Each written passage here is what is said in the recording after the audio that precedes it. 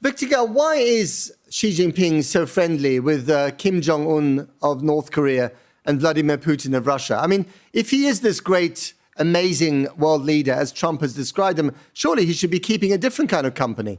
Victor Gao, you've been quite rude about America and its intentions in the trade war, but Donald Trump has been nothing but polite about your leader, Xi Jinping. He called him a strong leader, a great leader.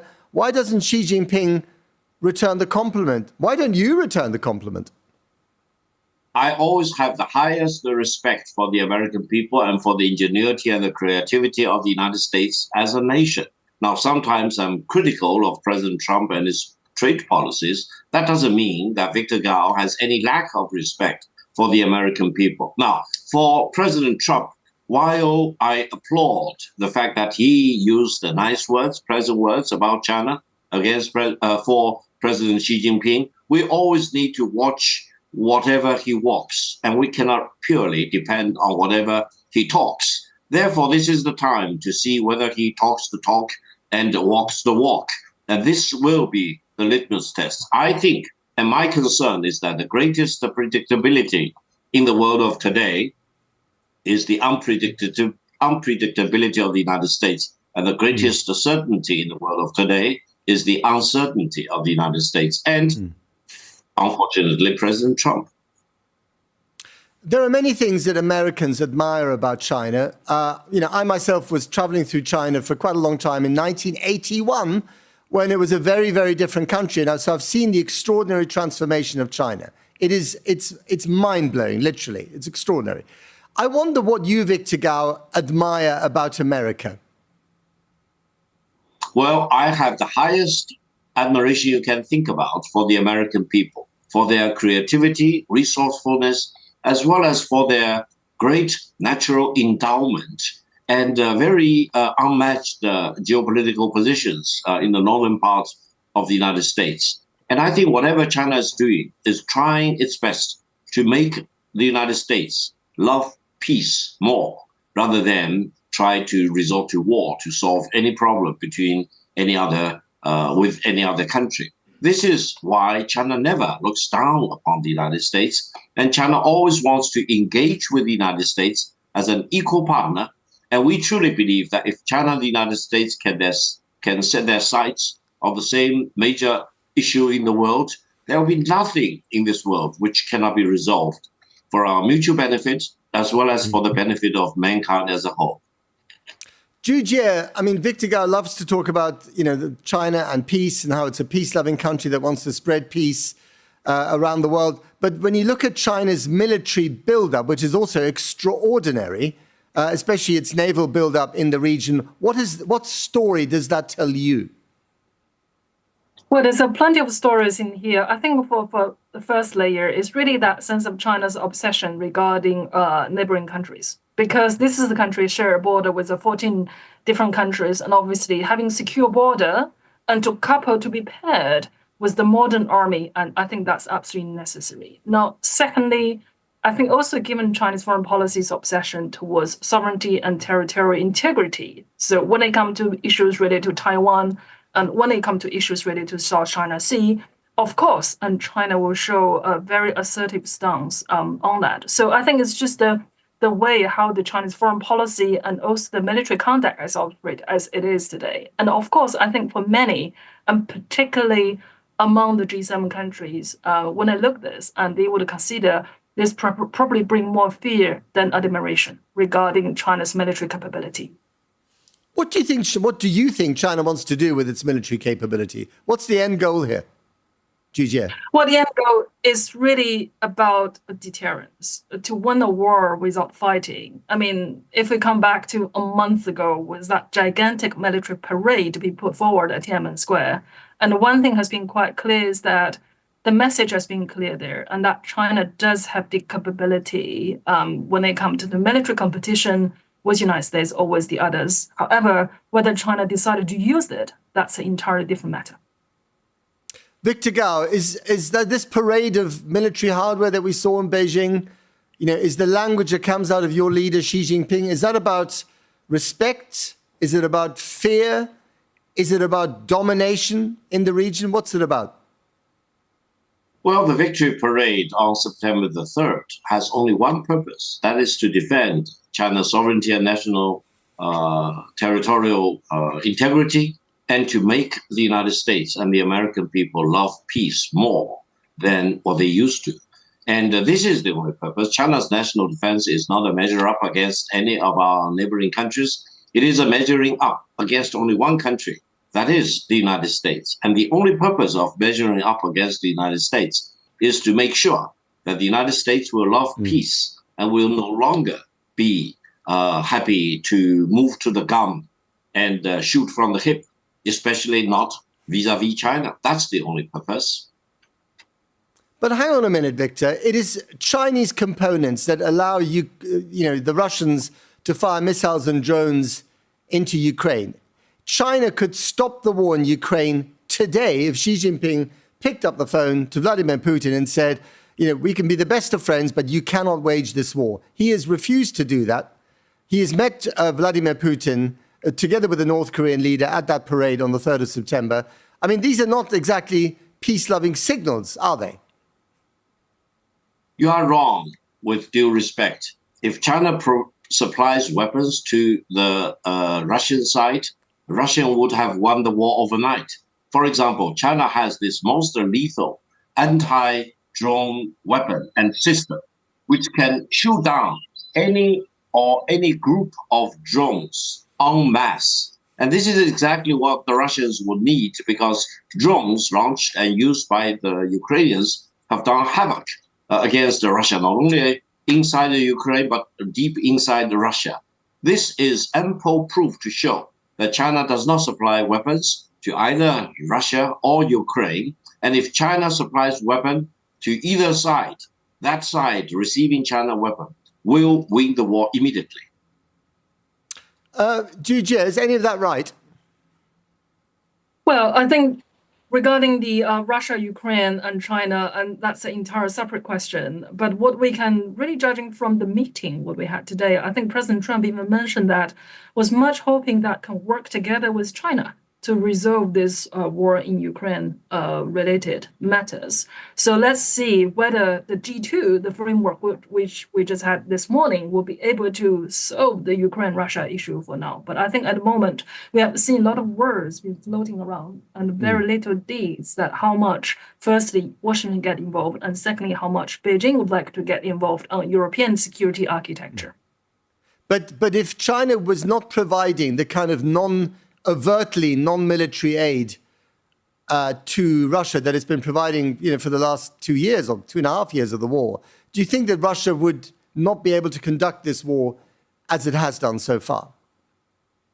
Well, I think weapon is one thing, but another element in here is this regular trade between China and Russia, and also the volumes of trade and that Beijing has purchased from Russia, that somehow give the bloodline to running the economy. So it's less about the weapon, but I think it's more about the trading relationship that Beijing has offered to Russia right now. That seems to putting under the scope being further examined. Victor Gao, why is Xi Jinping so friendly with Kim Jong-un of North Korea and Vladimir Putin of Russia? I mean, if he is this great, amazing world leader, as Trump has described him, surely he should be keeping a different kind of company. Well, for the record, China and DPRK have the only blood treaty between China and any other country. That means after the end of the Korean War, China and DPRK have signed a mutual defense treaty whereby each side will need to come to the other side's defense if the other side is attacked. Now, this treaty is automatically renewable after 20 years, and it has never been terminated. That means between China and DPRK, we do have this time-honored mutual defense treaty. And China only has this defense treaty with DPRK, not with any other country. That means if any country wants to second-guess China's determination to come to DPRK's aid if DPRK is attacked militarily, then please read the national and the mutual defense treaty between China and DPRK. Now, between China and Russia, we engage in normal trade with each other. China will never allow any other country to disapprove or to disqualify China from engaging with any other country, including Russia, in normal trade relations, unless it is being blocked by the United Nations Security Council. That is the only litmus test. China does not allow any sanction imposed by any other country except the sanctions blessed by the United Nations Security Council. I want to talk about nuclear weapons and nuclear testing a little bit, if I may. Donald Trump, actually to many people's surprise, also announced today on his way back to Washington that he wants to resume nuclear testing immediately after having not done so for 33 years. Now, what does Beijing make of that statement? Well, Beijing's policy about nuclear weapons and use of nuclear weapons and non-use of nuclear weapons against non-nuclear weapon countries or nuclear weapon-free zones is well recorded. China will never use nuclear weapons against any other country ahead of time, and China will never allow any other country which uses nuclear weapon against China to survive China's nuclear retaliation. That means China has built up MAD capabilities to deter any country in the world which may be mad enough to strike China with nuclear weapons. China will never do this kind of thing against any other country, but China will never allow that nuclear power to strike China first to survive China's brutal, ruthless nuclear retaliation. I hope President Trump will get that message, and I hope the United States will never ponder the possibility of using nuclear weapon against China, because that will trigger immediate nuclear annihilation of the United States by the Chinese retaliation. I mean, the Americans have not even dropped the slightest hint that they might want to target anyone with nuclear weapons, let alone China. So why are you so robust in your language? No, it's not my language is robust. It is China's position is as robust as you can expect. China will not attack any country first with nuclear weapons, but China will never allow any nuclear power which strikes China first with nuclear weapon to survive China's nuclear retaliation, period. That's robustness you may be calling for. And just briefly on this, do you think that China will now also resume testing of nuclear weapons? China has never stopped nuclear testing. China's nuclear stockpile is a fraction of that of the United States or of Russia, but China's position is very clear. China will have enough nuclear warheads after the first nuclear strike by any nuclear power to make sure that that nuclear power which strikes China first will be annihilated by a nuclear weapon. That is Armageddon, period. Well, beyond the mountain, I think, I'd just like to adding on this element in here. So while we're talking about DPRK, while we're talking about China, and we also talk about Russia and Moscow earlier, I think one of the biggest worry Beijing would have right now at this moment is that the close ties between the DPRK and Russia does not serve China's interests very well. Now, having both surrounded by nuclear neighbors, and China's policy obviously is do not root out, firstly, by not using the nuclear. However, I think these things need to be said that what Russia and DPRK has been doing is not something at Beijing's best interest at the moment. Okay, let's move on to, I want to get back to the trade relationship between America and China, which is, at the heart of the meeting that we had today.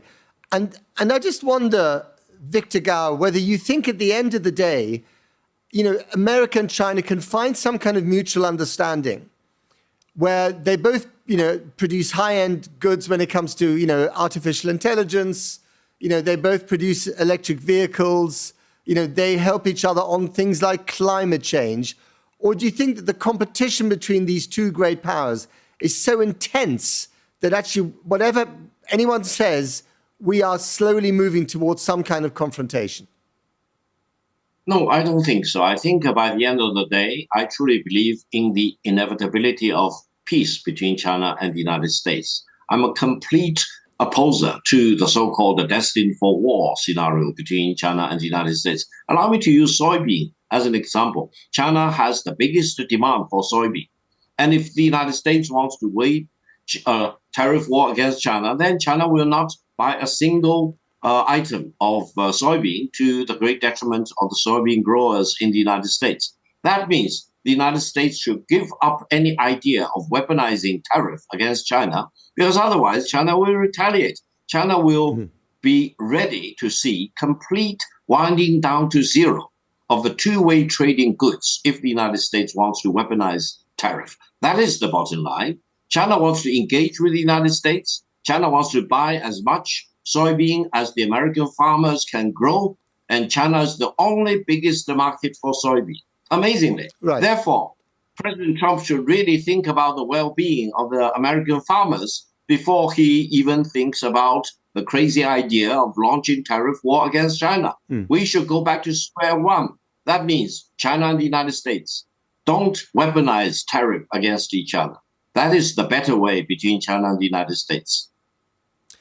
Right, but what about Chinese factories? You have a manufacturing bubble. You after your property bubble burst, you put all your assets and all your investment into manufacturing. You want to become, the world's, single most important manufacturing power, and you're brilliant at it. But you need to sell the stuff that you make, and you can't sell all of it to China or even to Southeast Asia or to Europe. You're going to have to sell a lot of it to America. So that is where the Americans have a stranglehold over you, don't they? Because if you don't sell the stuff, your factories go bust and your workers get very unhappy. With due respect, I completely disagree with you, sir. Why? Because the United States has been calling for decoupling for at least 7 or 8 years. Do you think China will not prepare for that extreme situation? China's fully prepared if the United States really wants to decouple from China. Meaning there will be no more trade between China and the United States if that's what the United States wants to see. And China will be fully prepared. Do you know what we are talking about now? We are talking about landing persons on the moon ahead of any other country. We are talking about fusion technology to generate power without limit and bring the benefits to the 8 billion people in the world. We are talking about deep space, deep sea. We are talking about everything to be enabled by AI. We are not talking about producing toys or garments or textiles or shoes anymore. We are talking really about the cutting edge technology, the breakthrough that mankind can think about. That will be the stabilizing factor for the Chinese economic growth. I don't think there is any other country in the world which is so focused on what we call new qualitative productivity, which is a tongue twister, but which means you generate productivity through technological breakthroughs. That's what China is focused upon now. All right, Jujie, do you buy what Victor is selling? Just for putting this, not the tongue twister, but the new terms on the economic terms that Beijing has defined, putting it aside, I think what we have seen so far, really, again, judging from the readouts we have from both ends today, is actually United States is promising to invest more in China. And that is actually not reducing the dependency, but actually increasing the dependency between China and the United States. And if we're talking about market behavior, and what the United States has been asking China to purchasing extra soybeans, that is actually a market distortion. That is not actually something that follows the market economy. So whether China is willing to do that, that is up to Beijing to decide on the one hand. Then I think on the other hand, Beijing has already learned from the sense of unpredictability and also the economic behavior that's set up by the Trump administration. So what Beijing has decided is not to putting all the eggs in one basket. I think equally United States is playing on a similar strategy in here to not overly dependent on China. And likewise, I think European Union does the same thing. So I think what we have right now is every single country, major economies in the world, they all become so inward looking. And it has led into the situation where we are today. So it's less of the dependency, but it's more about setting the fortress and how can I protect oneself. Okay. Just finally, I want to spend a minute or two talking about Taiwan. First, you, Jujie. Taiwan, as far as I can gather, didn't come up at all in the meeting. And certainly there was nothing in the official readout about Taiwan. Does that surprise you? No, it's not surprising me at all. I think really judging from the results and also judging from the mood with the United States, that obviously Taiwan is a major issue between the two. And then that's probably the fundamental agreement between Beijing and the United States back to 1979 when they formally established diplomatic relations. So I think any major changes regarding Taiwan, firstly, that would require to have some at least foundational level of trust between Beijing and Washington. At the moment, I do not see that trust actually exist. And secondly, there are China hawks around the Trump administration and who deliberately looking for changes in status towards Taiwan. So I think really for Donald Trump himself, and he's not really willing to making a very bold move for that. Victor Gao, final question to you. Do you think if your government were to encroach on Taiwan militarily, either through a naval blockade or an invasion, and we know that Xi Jinping is on the record for saying that he wants Taiwan to be reunified, as he put it, with the motherland at some stage before he leaves office, do you think that President Trump, should he be in the White House at the time, will sit by and do nothing, or will he intervene and use American power to stop you?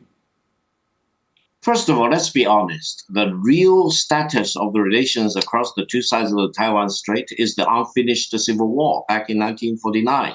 So if China really moves to achieve unification or liberation of Taiwan, it is the resurrection of the unfinished civil war. Do you really think the United States or President Trump or anyone else in the White House want to be involved in a civil war between the two sides of the Taiwan Strait? That's number one.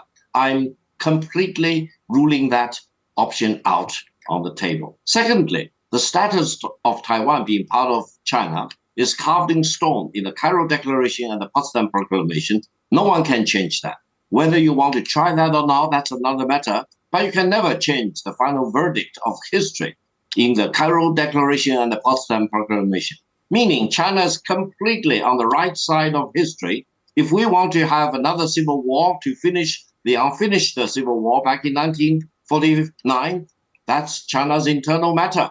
Taiwan will be liberated by peaceful means, preferably, or by a resurrected civil war, if it is necessary. But they don't want to be liberated. Victor Gao, they don't want to be liberated. They quite like living in their own country. The majority of Taiwanese do not want to be part of the People's Republic of China. Well, the people in the Confederation did not want to join the Union, but President Lincoln decided otherwise. President Lincoln decided to bring them back to the Union with force if it is necessary. And this is exactly what the Union did against the Confederation. And that is the only logical conclusion for the relations between the Federation on the one side and the Confederation on the other side. The Confederation was defeated, and now they are very much part of the Union. And the United States, after the Civil War, has been one nation under God, indivisible. That is the truth for the United States. It will be the truth for China too. One day when China is reunited, you will see China will never be divisible, and no one can ever dare to split any part of China away from China. 我们刚刚看到的是2025年10月31日，英国国家电视台第4频道的一段访谈。视频里的那位英国主持人傲慢、自以为是，带着根深蒂固的优越感。可以说，这正是当今英国心态的一个缩影。这就是现在的英国，实力不济，但搅乱世界的 DNA 早已刻进骨子里。提起英国，很多人脑海里蹦出的第一个词，大概就是搅屎棍。这个曾经的日不落帝国，最拿手的从来不是建设，而是埋雷。